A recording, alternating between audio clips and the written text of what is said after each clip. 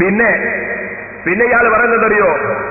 ഇയാൾ പറയുന്നത് മൗലവിക്ക് ഒരു വിശ്വാസമുണ്ട്. എന്താ?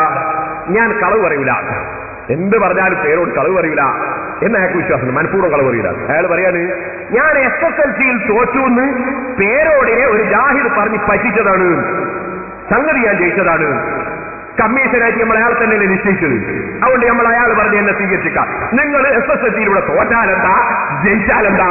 നിങ്ങൾ ആഖിറത്തിൽ ജയിക്കണമെങ്കിൽ സുന്നിയാകണം മൗലവി. വെക്കി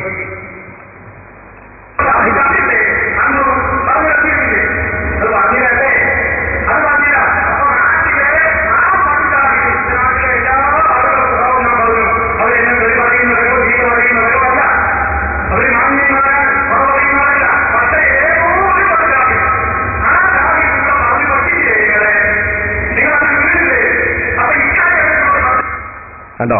അപ്പൊ അയാൾക്ക് ഉറപ്പുണ്ടെന്ന് ഞാൻ മനഃപൂർവ്വം കളവ് പറയില്ല, ഏതോ ഒരു ജാഹിൽ പറഞ്ഞ് പറ്റിച്ചിട്ടുണ്ടാവും, ഉള്ളിന്റെ ഉള്ളിലുള്ളത് പറഞ്ഞു പോയതാണ്. അതുകൊണ്ട് കമ്മീഷനായിട്ട് നമ്മൾ അയാളെ തന്നെ നിശ്ചയിച്ച് ഇനി അയാൾ ഇവിടെ ജയിച്ചാലെന്താ തോറ്റാലെന്താ SSLC ഇയാൾ എന്താക്കിയാലെന്താ?